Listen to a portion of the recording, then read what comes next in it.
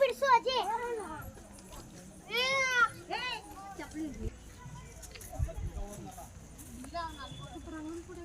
ಬರೀ ಅದೇ ಆಗ್ತಾ ಇದ್ದೀ ಇಲ್ಲ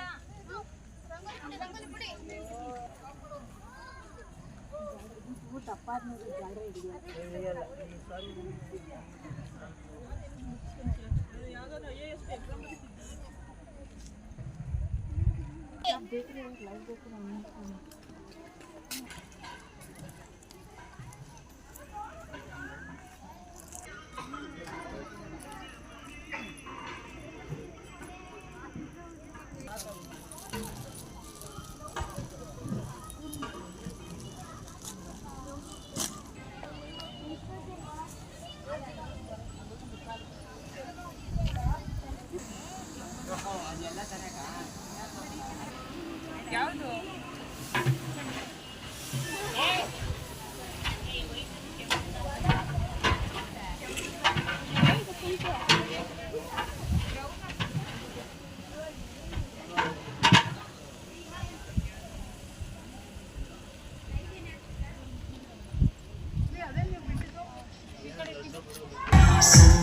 ಸಾಕಾಗಿದೆ ನೀನಿಲ್ಲದೆ ಈ ಸಂತೆ ಸಾಕಾಗಿದೆ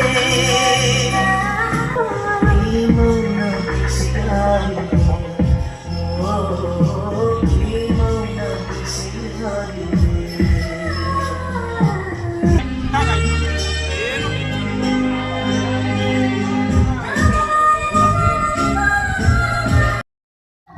ಮೊದಲನೇದಾಗಿ ನಾಡಿನ ಜನತೆಗೆ ಗೌರಿ ಗಣೇಶ ಹಬ್ಬದ ಆರ್ಥಿಕ ಶುಭಾಶಯಗಳು.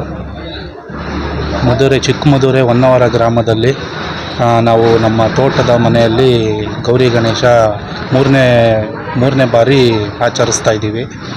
ಈ ಸತಿ ಮೊದಲನೇದಾಗಿ ರಂಗೋಲಿ ಸ್ಪರ್ಧೆ ಇದೆ. ಮೊದಲನೇ ಬಹುಮಾನ 2 ವೀಲರ್ ಗಾಡಿ ಇಟ್ಟಿದ್ದೀವಿ. ಎರಡನೇ ಬಹುಮಾನ ಫ್ರಿಜ್ಜು, ವಾಷಿಂಗ್ ಮಿಷಿನ್ ಈ ಥರ ಇಟ್ಟಿದ್ದೀವಿ. ಆಮೇಲೆ ಮಕ್ಕಳಿಗೆ ಮ್ಯೂಸಿಕಲ್ ಚೇರ್ ಇದೆ. ಮೂರನೇದು